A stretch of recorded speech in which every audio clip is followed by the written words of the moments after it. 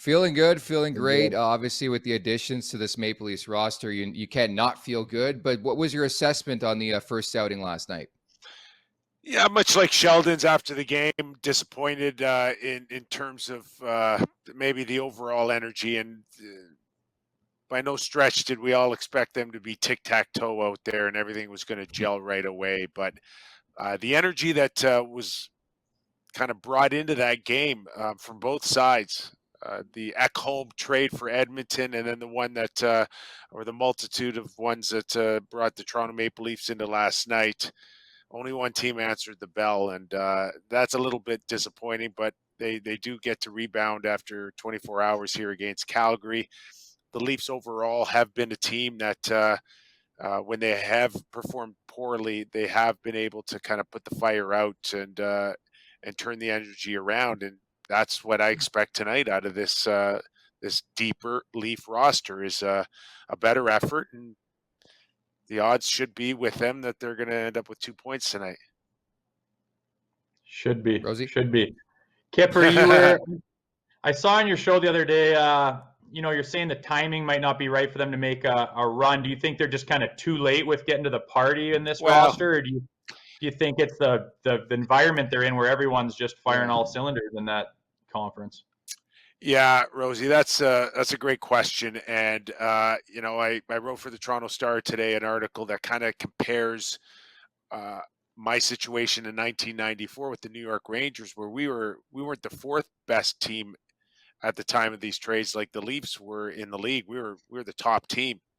We were cooking pretty well, and then the next thing you know, trade deadline day comes around, and we lose 20% of our roster, and 5 guys are out, and 5 new ones are coming in, and the whole idea behind the guys that we traded for was that meat and potatoes type of lineup, the ones that can grind it out and play against the walls and win battles in front of the net. And as we know, Stefan Matteau holds a very high standard in New York now after 2 double overtime winners way to winning the Stanley Cup. But that's the comparison for me, is that we were able to gel quickly, turn a roster right around and actually make it better. And that's what the Leafs are hoping from, with the likes of Achari and looking at Lafferty come in, who should be the Brian Noonans and the Stefan Matteaus of my era to come in and reinforce the Stars. But there's that one but. The Stars didn't show up last night. Austin didn't show up. Tavares didn't show up, and Willie Nylander didn't show up.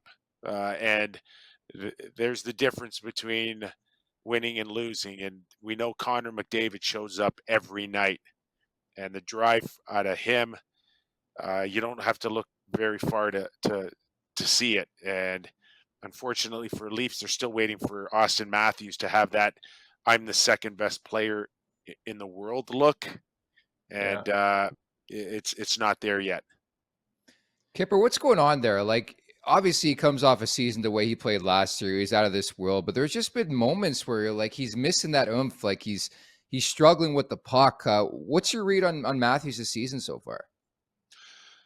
Well, it's always difficult when you have that career year, 60 goals and an MVP, and that bar is so high.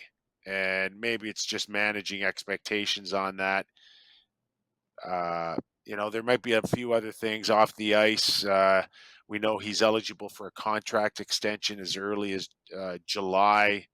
I don't know if that's a factor or not for him, whether or not, he ever has spent 1 second thinking about his future or not. If he did, he wouldn't be the first athlete to do that. But he's been around long enough to understand that, whatever that case is, you have to check it at the door when you step on the ice, and you got to perform. And for whatever reason, Nick, it doesn't look like on some nights that he's there mentally. Maybe physically he is, because he's such a gifted athlete.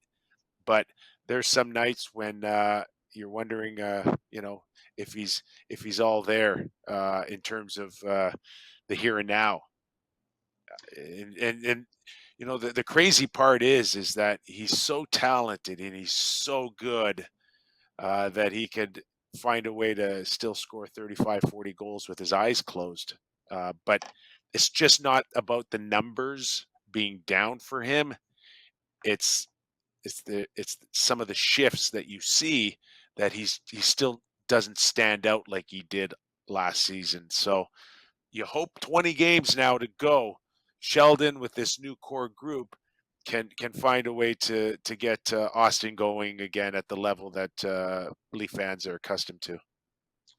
Yeah, you'd hope he can turn it on, if he's waiting for the playoffs or what. That's an odd thing to do, I think. But you mentioned the core group of guys, the Nylanders, Tavares, Matthews, Marner, now O'Reilly. They've gone with this core group. It's the same core group. They haven't blown that up. And all Dubas has done is surrounded them with a supporting cast that they have needed. So I believe, in my mind, Dubas is done. His job is done. He's put the names on the paper. He's given them a chance to succeed. And now it's that core group who hasn't got it done in the past needs to step up and be the big boys and the big money guys that they are to actually get it done. Would you agree with that as far as how Dubas has handled this? And now it's on the players' plate?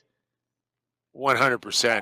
And this is Kyle's fourth chance as a general manager. And in many ways, it's the last chance for this core group that Kyle has doubled down on. Hey, listen, they lost in the first round of Tampa, and there's a lot of Leaf fans out there that said that was enough for them, that it's not going to work, and there needs to be maybe one of four that need to move out. There's a lot of talk about Willie Nylander being that guy that you can flip for a $5 or $6 million defenseman. It didn't happen. And Willie has played exceptionally well. There's no question about that. But, there's still the danger that this could be still a top-heavy team when it comes to the forward group and not enough spread-out depth on the back end. And we'll see where McCabe ends up anchoring all of this in the next 20 games. But this is the last chance, Rosie, for this group, and it's the last chance for Kyle Dubas. And if he does not get in the out of the first round, then you assume someone else is going to come in and certainly not keep the same blueprint that has failed year after year. Then there's going to be major changes coming up this summer if they don't get out of a first round scenario. So right now they got 12 forwards and 9 defensemen on their roster. What's your read? Does he have another move up his sleeve potentially here?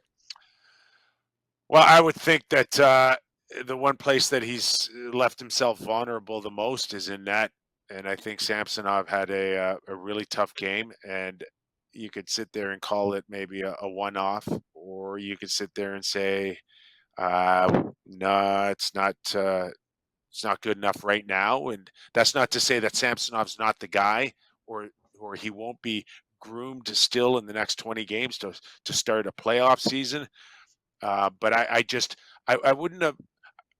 I would believe with all the moves that they've made in the last week that he might have one more coming up, and that might be a similar situation like he was with Riddick trading. Yeah, for Riddick in the past for a third rounder just to reinforce, and I think that might be the case. And one name that's out there we know is Jonathan Quick, and he's on an expiring deal.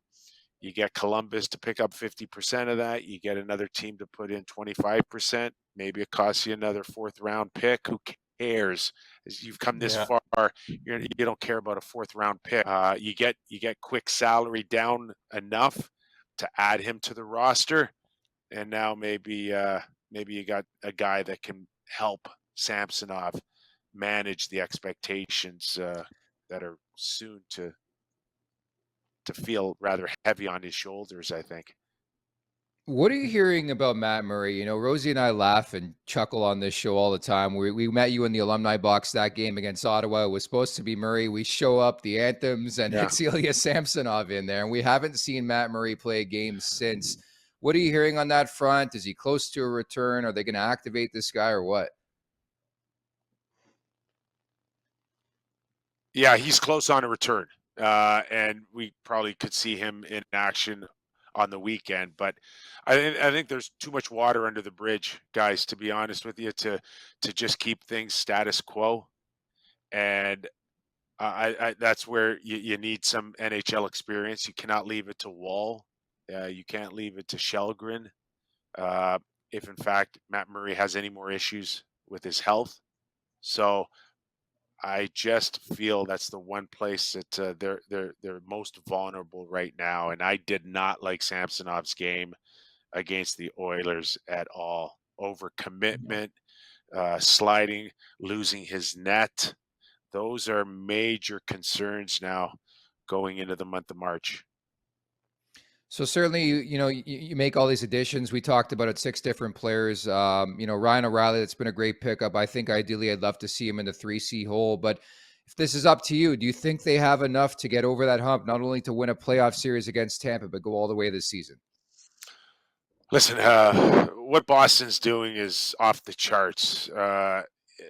Despite Kyle making this team deeper and more playoff ready, it's going to take a major, major upset to knock off the Boston Bruins. And as we found out earlier today, Bertuzzi's now a member of the Boston Bruins. Pretty darn good player, if you ask me, and probably a reaction off of Nick Foligno's injury, which could appear serious enough to maybe jeopardize his ability to participate for the rest of the season. We don't know yet. We're just speculating on that. But Boston's deep, and and I'm watching them go through Alberta, in Edmonton and Calgary, and it's Swayman and Ullmark who are back-to-back lights-out goaltending.